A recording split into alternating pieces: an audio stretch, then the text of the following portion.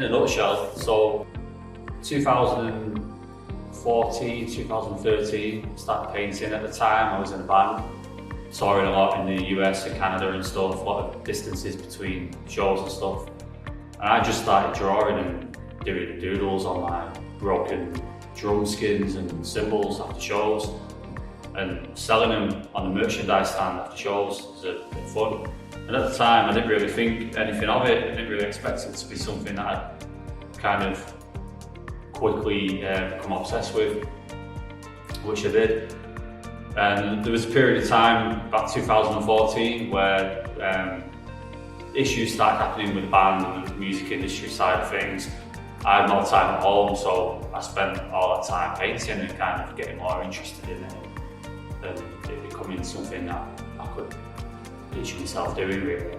So yeah, long story short, the band then kind of went by the wayside for me. I kind of finished that chapter of my life and decided that this was my destiny as such. Yeah, and got obsessed with it. I kind of went from being in a band full time to doing this full time. I just done that transition straight away. There's kind of nothing to really stop me doing it, really. It was quite a good thing, really, going from something where all my eggs were in the basket of the band. That's what I was going to do forever at the time, I believe. And it wasn't like I had like a career or a salary that I was going to drop to start painting. It was just quite a natural transition, you know. It's like, yeah, just go, that's your path, do that straight away.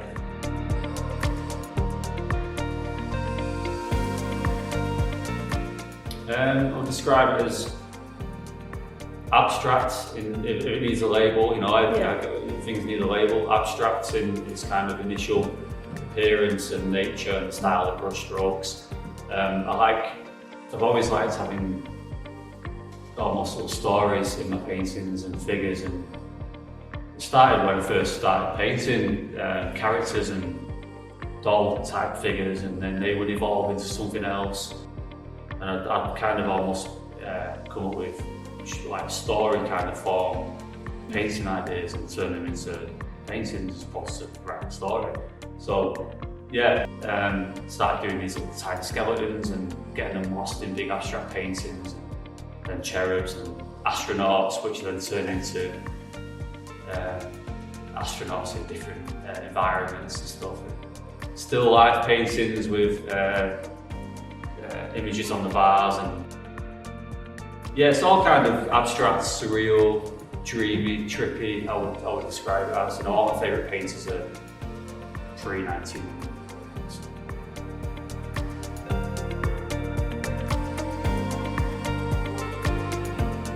It's quite a lot, really. I mean, so when I first really started getting into painting, like this 10 years ago, everything was kind of new to me. Like, obviously, I knew like the main guys, Van Gogh, someone like who everyone knows too. But when I'd go to like National Gallery or something, everything was a new discovery for me. It was really eye-opening, so it was quite a sudden learning curve. And I kind of quickly discovered that I was gravitating towards all these painters from like Renaissance period up to like Victorian times, with the subjects and the colours and how dramatic the paintings were as well. Big figures and mythology and just incredible imaginations. And that was like, that kind of honed to me. I honed to that. Yeah.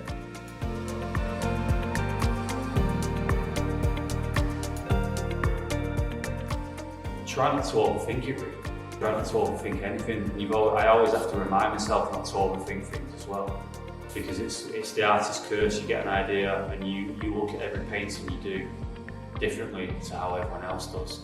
So I almost try, and it sounds kind of weird, but I almost try and separate myself from myself when I paint sometimes, and just do it. Don't think about it. And if I get an idea that I feel could turn into a painting or a series of paintings, a lot of the time I'll start by just leaving some voice notes about the idea on the phone or something, and at some point in time I'll come around to sketching it, and then that might lead to a painting. It might go by the wayside. I mean, there's ideas I've had that I've been really excited about, thinking this is going to be like a mammoth project of paintings, and they've not turned out how I imagined it, so I put them on the back burner and move on to something else.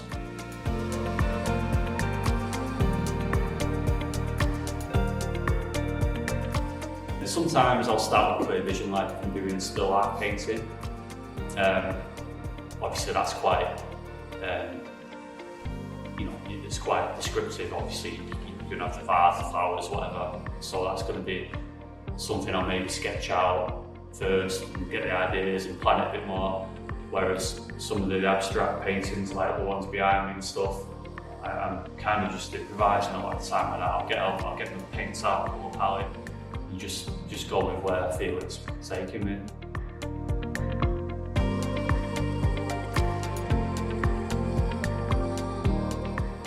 I don't really know. I think almost every painting up to date, I can reference back to the previous painting, all kind of each painting is kind of informed and given me ideas for further paintings, going back 10 years ago with when I was saying about some of my earliest paintings with these little characters and doll characters, that would then evolve into bigger paintings, more abstracts, and then the cherubs, and then making them smaller and skeletons. So it all kind of leads on to one another, and I never really switch off. I'm always thinking of ideas, and it's all things I'm interested in: mythology, and nature, and history, and religion, and science, and all sorts of stuff. And you can kind of go down endless amounts of rabbit holes and get ideas of how to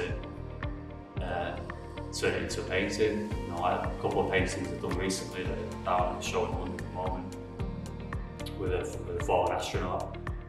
I kind of had this idea of having St. Michael represented as a fallen astronaut. So, I kind of just went down that path and made like looking at the old paintings of that subject, so to do like something a bit different in my kind of interests.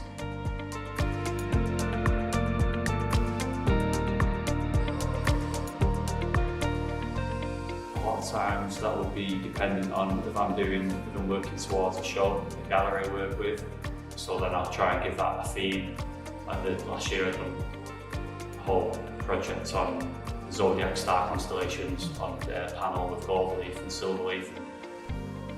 I literally mapped out every single star in these constellations according to the official maps. Obviously every single star that the human eye can see, not in reality.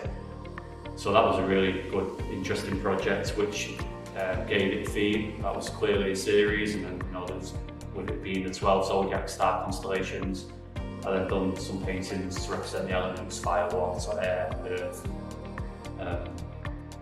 And that series has led on to other ideas of how I'm going to do that same subject in this year.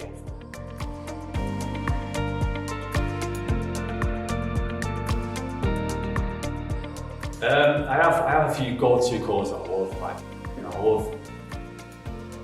I love reds and crimsons and blues, and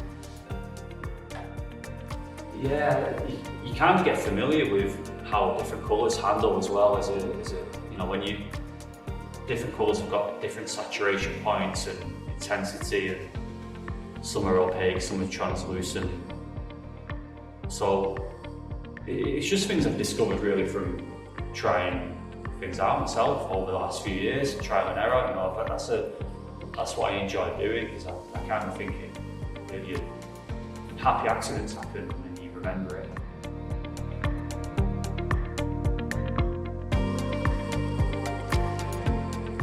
Yeah, I've experimented with watercolour. I don't get on with watercolour. I find it too technical as well, like building from light to dark. I can't get that depth what I want. Same with acrylic, and acrylic dries far too fast for me. Can't mix the same. It's just oil to me is just an no-brainer. It's like it confuses me when people seem to think it's a difficult medium to use. I think it's the easiest medium to use, because it's a lot more forgiving. You can work wet and wet, you can let it dry and paint over it, you can glaze, you can do all these different techniques, and the colour mixing spectrum is kind of endless as well.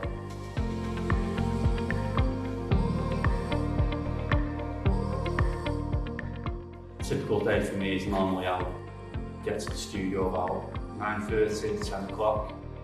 Actually this year I've reworked it. I've been coming down about midday because I find in the mornings I don't really do anything. I'm just sitting around, having a cup of tea, and just wasting time. So I joined a local gym about a year ago, so I enjoy doing that now. It kind of gives me a bit of energy for the day, so I'll go there, maybe go home, get some dinner, and then come here to be here like late morning, midday. Then begin painting, and I'll try and finish around 5:30, but a lot of the time it can go late at 6, 7 o'clock, depending on the time of year as well, depending on how much work I've got to do. But a lot of that time in the day though, maybe sometimes only an hour can be spent painting, but as long as it's a productive hour, like as long as I come out at the end of the day feeling like I've done something I'm happy with, even if it's one brush stroke or chewing, then I'm happy with that. Other days you can come out feeling frustrated because you can feel like you've wasted a day and not achieved anything, but you have to remind yourself that that's all part of the process, the trial and error, you know.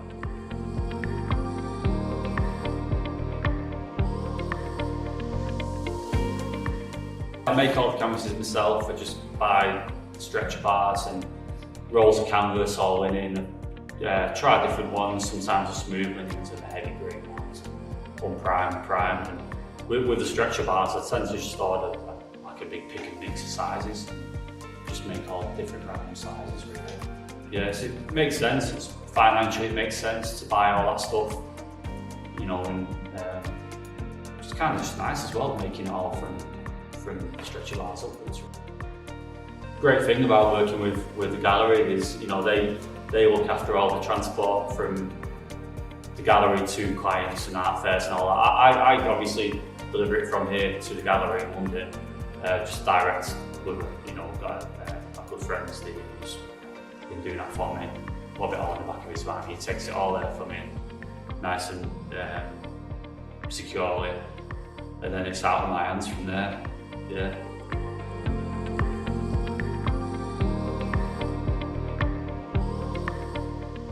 I'm not going to say a visual artist because that'd be too obvious. I'd go with something like an old classical music composer or something like that. That'd be pretty cool. You know, I'm dabbling with attempting to learn a bit of piano in my downtime. So yeah, I'd go there.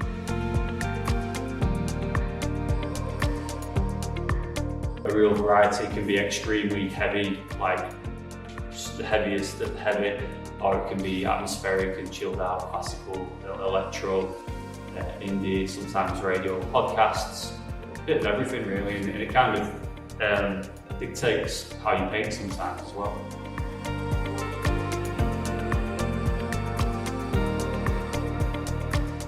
So you'd have to have a blue, you'd have to have a yellow, and you'd have to have a red. Because then you can do a lot, you can do so much with those colours. To add a fourth colour, I wouldn't add white, because then you could use a white canvas if you're painting on white canvas. Probably add maybe yellow and red, blue, maybe like a muddy colour, like a blue or something. The Michael Harding paint I like, Caribbean turquoise, using quite a bit of that at the moment. Lemon yellow, King's blue, beautiful colour. All the Michael Harding colours are really good. So with any Michael Harding stuff, watch his video.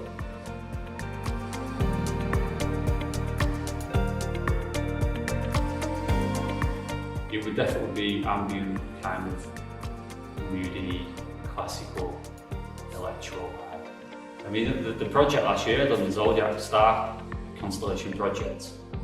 I had a really good guy called James compose 12 original pieces of music for each of the paintings, which we played in the gallery, and that's something that that story is not yet, it's not finished. It's something we're going to hopefully continue on, like, you know, as this project develops.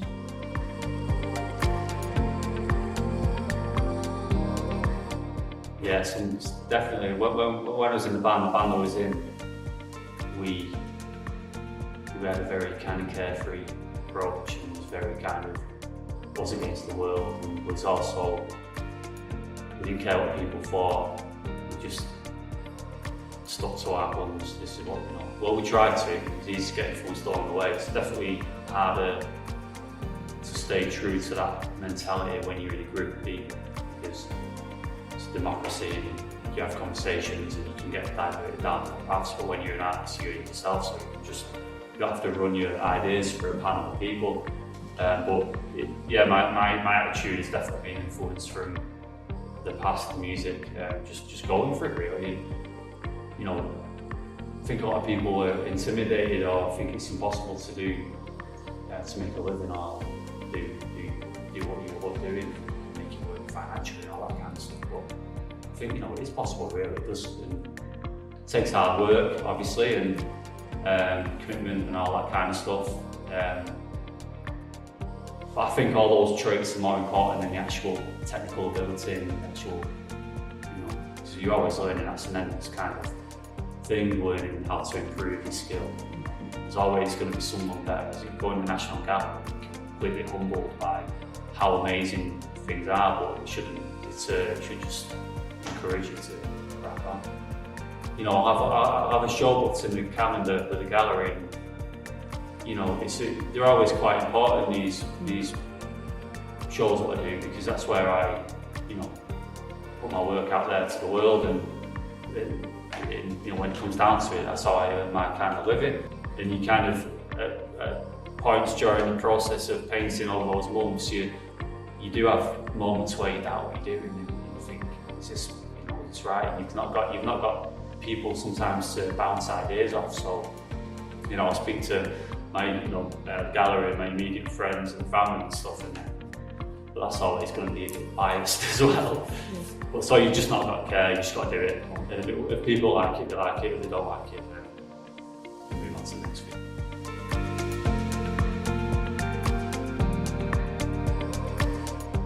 Not really, no, because by that point I've got to the point where I'm happy as I can be. Although I'm never really happy with the finished paint. I don't think there's been one painter that I'm truly happy with. Because you always see you always see what you can improve on, but it's nice to have that mentality as well, because, you know, if you were to do your masterpiece, where you're going to go from there. It's also like when people say about finding a style, how do you find a style? I want to find my style.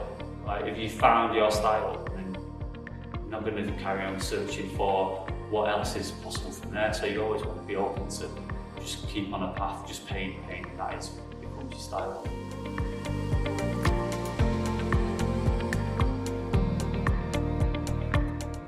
Oh yeah, I've got some paintings that I'm really proud of in the last few years.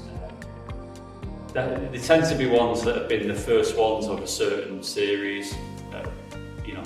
So yeah, I can't think of any names at the moment, but some of them are really early ones as well, which are technically probably are not very good paintings, but, you know, they've got a special kind of place for me, because it's part of the journey with paintings and stuff like that.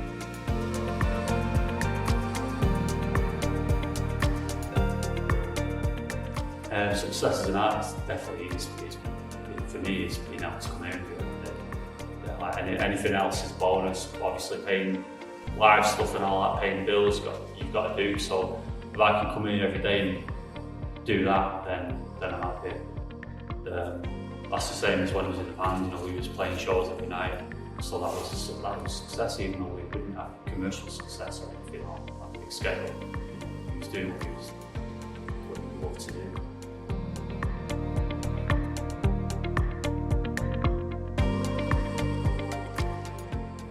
It's always nice to hear feedback from people, and people see things in different ways and make up their own interpretations, see shapes and make up stories. And I always find it really interesting at some of the shows when people tell me what they see in the paintings and stuff. And yeah, that's really it. Really, it's just nice people to see someone kind of get lost in something great a little bit. And then if it gets to the point where it goes on someone's wall, that's even more special. You know, if someone's given a piece of your work that you put your heart and soul into a permanent place in the house, and it's a wonderful feeling.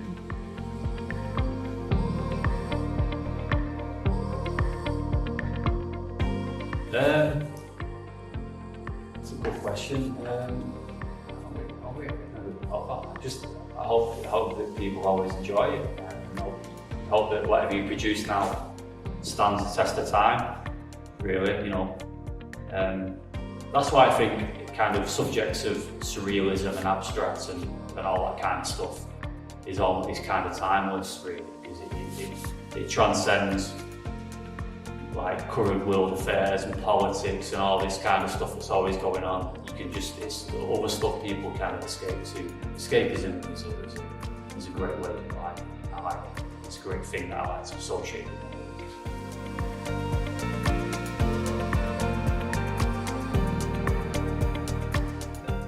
So this year, looking at doing some more stuff in the US, like maybe New York again, Miami in December, probably some bits in London as well with the gallery. So yeah, I've not got any dates in the calendar right now, which is nice because it's just giving me time and freedom just to paint, which I'm really enjoying doing. You know, I always like to start the year, January to like springtime, because it's a good period of time to kind of get on top of what you want to be doing for the year.